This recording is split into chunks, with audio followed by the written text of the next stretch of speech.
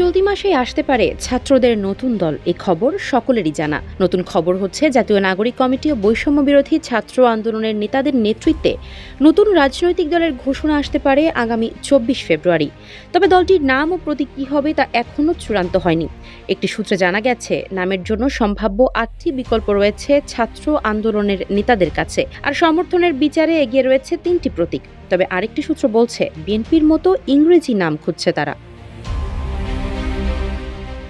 সূত্র জানায়, সম্ভাব্য ৮টি নামের মধ্য থেকে জুলাই আন্দোলনের নেতাদের মতামতের ভিত্তিতে একটি নাম চূড়ান্ত হবে। এগুলো হলো বিপ্লবী জনতা সংগ্রাম পার্টি, জাতীয় বিপ্লবী শক্তি, বৈষম্য বিরোধী নাগরিক আন্দোলন, বাংলাদেশ নাগরিক দল, জাতীয় নাগরিক কমিটি, ছাত্র জনতা পার্টি, জাতীয় জনশক্তি পার্টি ও জাতীয় নাগরিক শক্তি। এই নামগুলোর মধ্যে আবার জাতীয় বিপ্লবী শক্তি, বিপ্লবী জনতা সংগ্রাম পার্টি ও বৈষম্য বিরোধী নাগরিক আন্দোলনের পক্ষেই বেশি সমর্থন মিলছে বলে জানিয়েছে ওই সূত্র। রান্নায় আমার ভালোবাসা Jamuna gas stove. Jamuna gas stove, আধুনিক, নিরাপদ ও দীর্ঘস্থায়ী। তবে আরেকটি সূত্রের দাবি, এই ৮ নাম আর বিবেচনায় নেই। বাংলা ইংরেজির মিশেলে একটি নাম পাবে শিক্ষার্থীদের দল, কারণ আন্দোলনের প্রতিটি কর্মসূচির নামই ছিল ইংরেজিতে। এই কারণে দলের নামও ইংরেজিতে করার কথা ভাবা হচ্ছে। এদিকে নতুন দলের নির্বাচনী প্রতীক কী হবে তা নিয়েও চলছে জোর আলোচনা। এখন পর্যন্ত সম্ভাব্য 4টি প্রতীক নিয়েই কথা হচ্ছে বেশি। এগুলো হলো মুষ্টিবদ্ধ হাত, হাতি, রয়্যাল বেঙ্গল টাইগার ও ইলিশ। এর মধ্যে ইলিশ বাদে বাকি 3টি প্রতীকই বেশি সমর্থন পাচ্ছে বলে জানা গেছে।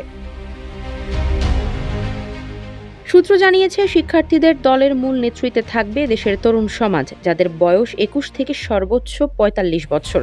তবে দলে অভিজ্ঞতা সম্পন্ন প্রবীণদের দায়িত্ব না দেওয়া ঘিরে সমালোচনা রয়েছে। সমালোচকদের যুক্তি, যে কোনো সংগঠন কিংবা রাজনৈতিক দলে অভিজ্ঞতা গুরুত্বপূর্ণ ফ্যাক্টর হিসেবে কাজ করে।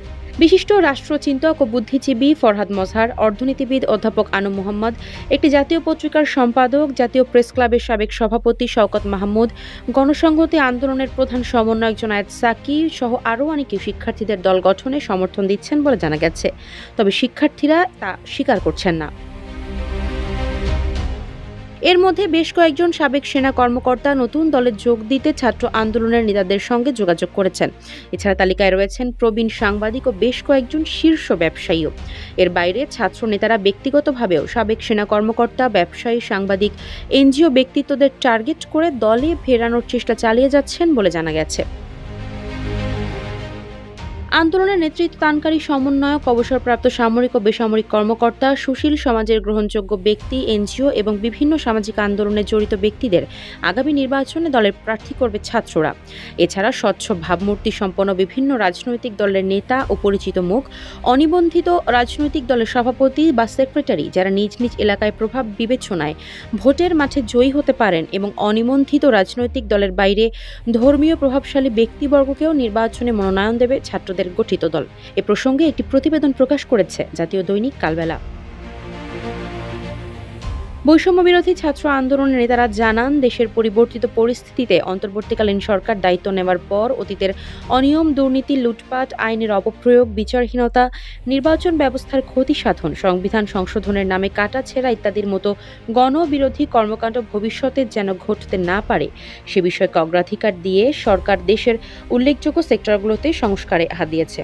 এজন্য শিক্ষার্থীরা বিগত সময়ের প্রেক্ষাপট বিবেচনায় নতুন দেশ গঠনের লক্ষ্যে রাজনৈতিক দল গঠনের ঘোষণা দিয়েছে। আফসারা নাজ, নিউজ ডেস্ক, ইত্তেফাক।